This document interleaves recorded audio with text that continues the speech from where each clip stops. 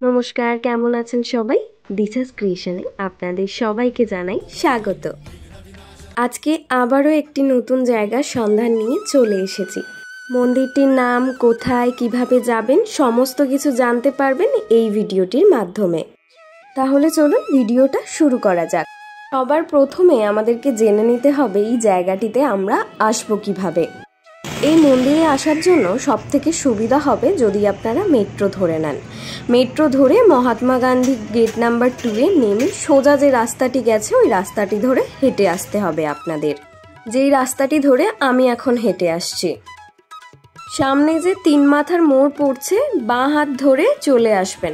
এলেই একটু হেঁটে দেখতে পাবেন মন্দিরটি।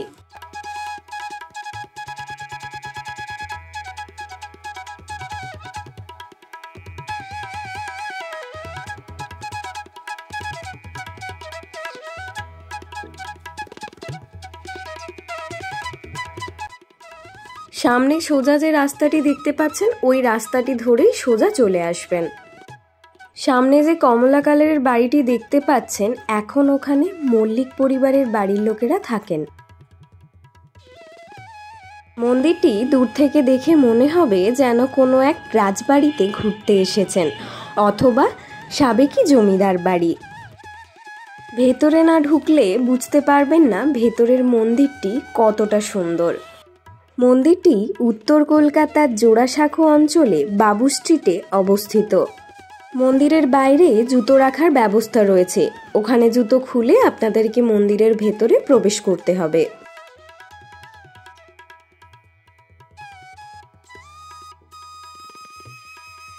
সামনে যে দুজনের ছবি দেখতে পাচ্ছেন এনারা দুজন খুব প্রিয় বন্ধু ছিলেন। এনাদের নাম শ্রী রাধেশ্যাম আগরওয়াল এবং শ্রী রাধেশ্যাম গোয়েঙ্কা।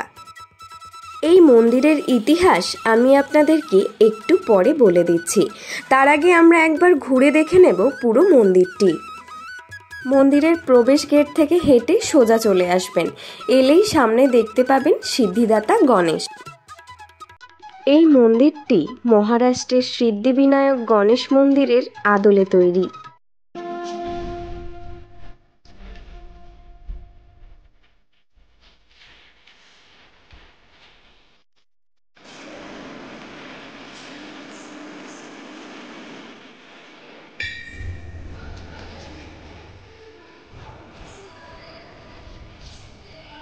মন্দিরের পাশেই এখানে ভোগ দেওয়া হচ্ছে।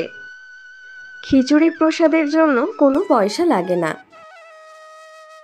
প্রসাদ দেওয়াটি শুরু হয় সকাল 9টা থেকে। মন্দিরটি জনসাধারণের জন্য খুলে যায় সকাল 6:30 থেকে 12টা পর্যন্ত এবং বিকেল 4:30 থেকে রাত্রি 9টা পর্যন্ত। মন্দিরের চারিদিকটি আপনি গোল হয়ে ঘুরতে পারবেন। তাহলে চলুন এবার জেনে নেওয়া যাক মন্দিরের ইতিহাস। শৈশবে দুজন প্রিয় বন্ধু ছিলেন শ্রী রাধেশ্যাম আগরওয়াল এবং শ্রী রাধেশ্যাম গোয়েঙ্কা। বড়বাজারের 200 বছরের পুরনো মল্লিক কোঠি কেনেন, যেখান থেকে তাদের শিল্পের যাত্রা শুরু করে। স্বপ্ন সত্যি হওয়ার পথ তৈরি করেন, যা তারা কৃতজ্ঞতায় একটি স্মারক হিসেবে শ্রী গণেশজির চরণে সমর্পণ করেন। শ্রী সিদ্ধিবিনায়কের চরণে জনকল্যাণের উদ্দেশ্যে কৃতজ্ঞতার একটি স্মারক হিসেবে তাদের বড়বাজারের বিল্ডিং উৎসর্গ করার সিদ্ধান্ত নিয়েছিলেন। সিদ্ধান্তটি সম্পূর্ণ রূপ দিতে 2015 সালে এই ভগ্নপ্রায় কোঠি কিনেছিলেন।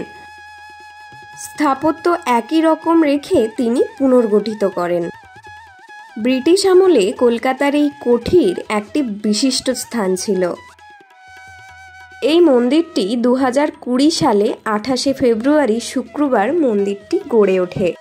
মূল মন্দিরের সামনে রয়েছে দুদিকে গণেশের বাহন ইঁদুরের মূর্তি। অনেক ভক্ত আছেন যারা ওনার কানে ওনাদের মনোবাঞ্ছা জানানোর জন্য বলে যাচ্ছেন।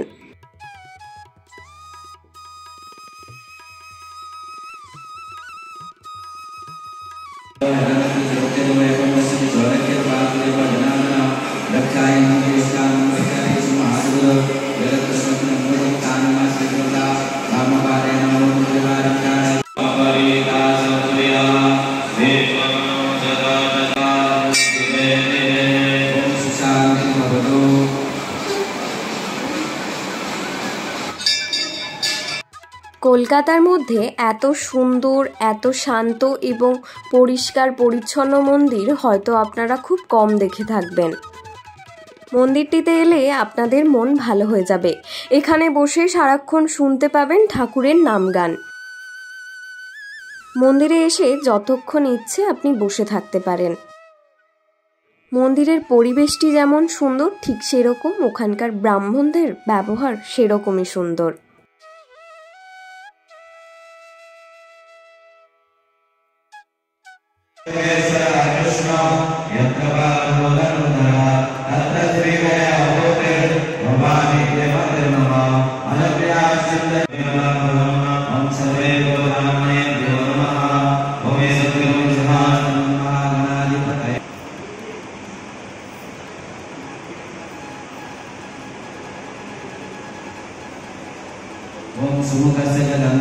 মন্দিরের বাইরেও খিচুড়ি ভোগ বিতরণ হচ্ছে। যদি আপনারা চান তাহলে বাইরে থেকেও খিচুড়ি ভোগ নিতে পারবেন। ভোগ নিয়ে মন্দিরের ভেতরে খাওয়া যায় না, তবে তার জন্য বাইরে বসে আপনাদেরকে খেয়ে নিতে হবে। তারপরে আবার আপনাদেরকে মন্দিরে ঢুকতে হবে।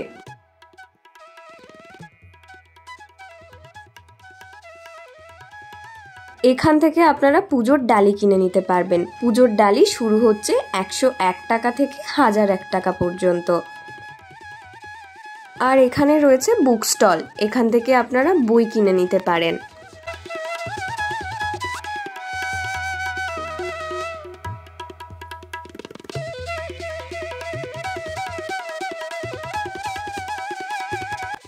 মন্দিরের পরিকাঠামোটি খুবই সুন্দর। মন্দিরের বাইরে রয়েছে অসংখ্য পায়রা। আগেকার দিনে উত্তর কলকাতার বাড়িগুলিতে যেমন বড় বড় থাম দিয়ে তৈরি বাড়ি দেখতে পাবেন, ঠিক সেরকমই এই বাড়িটিও বড় বড় থাম দিয়ে তৈরি।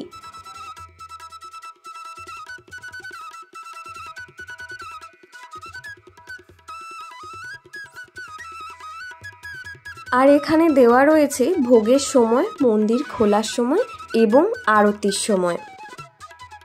তাহলে চলুন আজকের মতো ভিডিওটা এখানেই শেষ করলাম। আপনাদের এই মন্দিরটি সম্পর্কে জেনে কেমন লাগলো অবশ্যই জানাবেন, এবং মন্দিরটা কতটা সুন্দর সেটা কিন্তু আমাকে কমেন্ট করে জানাতে ভুলবেন না। চলুন তাহলে দেখা হচ্ছে নতুন আরেকটি ভিডিওতে, নতুন আরেকটি জায়গার সন্ধান নিয়ে। ততক্ষণের জন্য টাটা।